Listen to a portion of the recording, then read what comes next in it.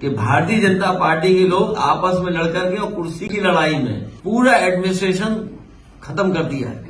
मुख्यमंत्री खुद स्वीकार कर रहे हैं कि बड़े पैमाने पर दलाली चल रही है, तो उनसे कोई उम्मीद करोगे कि नाले पर रिवर फ्रंट बना रहे हैं। रिवर फ्रंट बनता है रिवर पर, नाले पर नहीं बनता है। ये सरकार जो आपस में लड़ रही है कुर्सी की लड़ाई में, जनता बहुत परेशान है। मुख्यमंत्री महसूस कर रहे हैं कि दलाली हो रही है, तो जो दलाली कर रहे हैं उन पर कार्रवाई क्या करना है।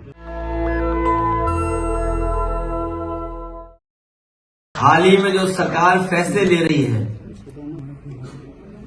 ये सरकार जो आपस में लड़ रही है, इनके फैसले भी जल्दीबाजी के हैं। जहां शिक्षकों को परेशान करने के लिए जो सरकार ने फैसला लिया कि ऑनलाइन डिजिटल अटेंडेंस ली जाएगी, समाजवादी पार्टी ने उसका विरोध भी किया। और आपके माध्यम से मैं कहना चाहता हूं, ये फैसला स्थगित नहीं होना है।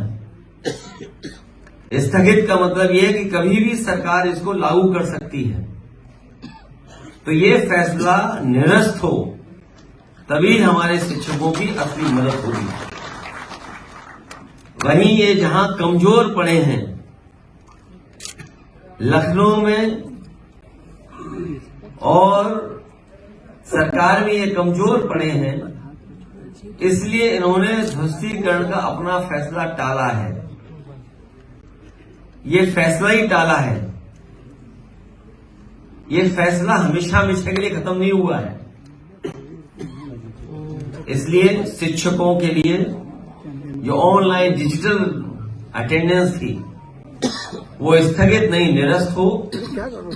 और हम सावधान करना चाहते हैं प्रदेश की जनता को भी कि भारतीय जनता पार्टी के लोग आपस में लड़कर के और कुर्सी की लड़ाई में पूरा एडमिनिस्ट्रेशन खत्म कर दिया है। जहां इन्हीं के विधायक, इन्हीं के लोग आरोप लगा रहे हैं कि भ्रष्टाचार चल रहा है। हम लोगों ने अखबारों में पढ़ा है कि मुख्यमंत्री खुद स्वीकार कर रहे हैं कि बड़े पैमाने पर दलाली चल रही है। जिस प्रदेश के मुख्यमंत्री खुद स्वीकार कर रहे हो कि दलाली हो रही हो और अखबारों में बड़ा बड़ा लिखा हो कि दलाली हो रही है, तो जनता जानती होगी कितनी दलाली हो रही है।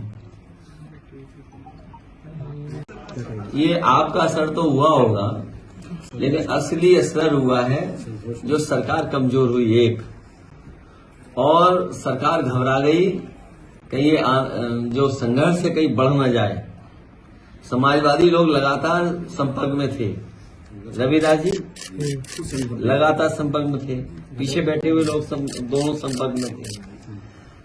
और आप तो हीरो निकले ही, मुझे सुनने में आ रहा है, लेकिन उन्हें ये नहीं पता होगा कि आज तक को पैकेज कितना मिलता है। तो इसलिए ये सरकार कमजोर हो गई, इसलिए फैसला टाल दिया।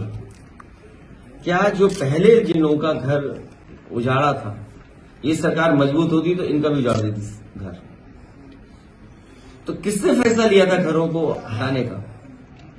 कौन लोग थे? क्या मुख्यमंत्री खुद थे? तो अब तो मुख्यमंत्री कह देंगे हम नहीं थे, अधिकारी थे। सरकार खुद फैसला ले रही थी, और फिर उस सरकार से क्या उम्मीद करोगे जिस सरकार ने देश का सबसे अच्छा रिवर फ्रंट खराब किया हो। जो गोमती रिवर फ्रंट है वो देश का सबसे अच्छा रिवर फ्रंट होता है, तो उनसे कोई उम्मीद करोगे कि नाले पर रिवर फ्रंट बना रहे हैं। रिवर फ्रंट बनता है रिवर पर, नाले पर नहीं बनता है। आप मुझे ये बताओ, उस नाले का पानी साफ करने का क्या इंतजाम है सरकार का? जो नाले में पानी आ रहा है, डोमेस्टिक वेस्ट है या अन्य वेस्ट जो आ रहा है उसके अंदर, तो वेस्ट को कैसे रोकते ये लोग? क्या प्लान था इनका? इनके पास कोई प्लान नहीं था, केवल गरीबों को उजाड़ना चाहते थे ये लोग। और हो सकता है कि कुछ बिल्डरों से मिल रहे हों ये लोग, क्योंकि इधर सब बिल्डर उन्हीं की तरफ चले गए। उसमें दोनों डिप्टी सीएम बुलाए नहीं गए, एक डिप्टी सीएम दिल्ली में मीटिंग कर रहे हैं, तो क्या कोई थे? कुर्सी की लड़ाई में जनता बहुत परेशान है। आप सोचिए, खबर ये आ रही है कि महिला ने अपने ऊपर जिंदा आग लगा करके जान दे दी। जिंदा है कि एक्सपायर हो गई?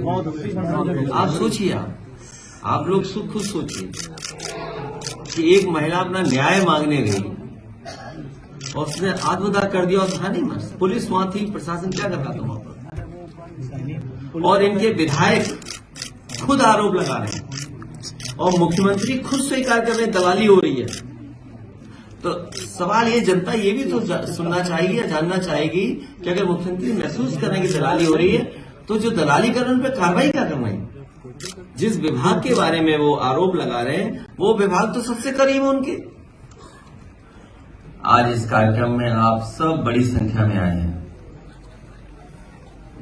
विजय बहादुर पूर्व में रहे जिला पंचायत अध्यक्ष, मैं इनको आज समाजवादी पार्टी में शामिल कर करके और साथ ही साथ इनके साथी सहयोगी आए हैं, मैं उन सभी साथियों का बहुत बहुत धन्यवाद और आभार प्रकट करना चाहता हूं। हाल ही में जो संविधान बचाने के लिए जो आह्वान किया था, पीडीए की लड़ाई को और मजबूत करने के लिए लगातार इन्होंने और इनके साथियों ने हमें जमीन पर मदद करने का काम किया है।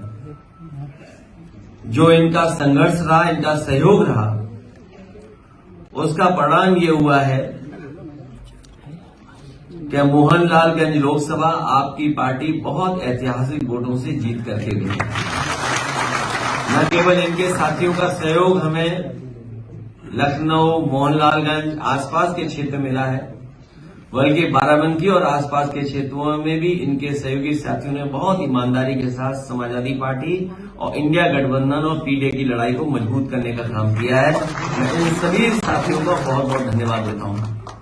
हमें उम्मीद है कि आने वाले समय में इनके साथी सहयोगी और समाजवादी पार्टी के साथ मिलकर के समाजवादी आंदोलन को और मजबूत बनाने का काम करेंगे। नेशनल दस्तक की आपसे गुजारिश है कि अगर इसको बचाना चाहते हैं तो नेशनल दस्तक को सब्सक्राइब करने के लिए रेड कलर के सब्सक्राइब बटन को दबाएं, फिर बेल आइकन की घंटी दबाएं। नेशनल दस्तक को बचाने के लिए बहुत जरूरी है कि हर खबर को शेयर करें, लाइक करें, कमेंट जरूर करें।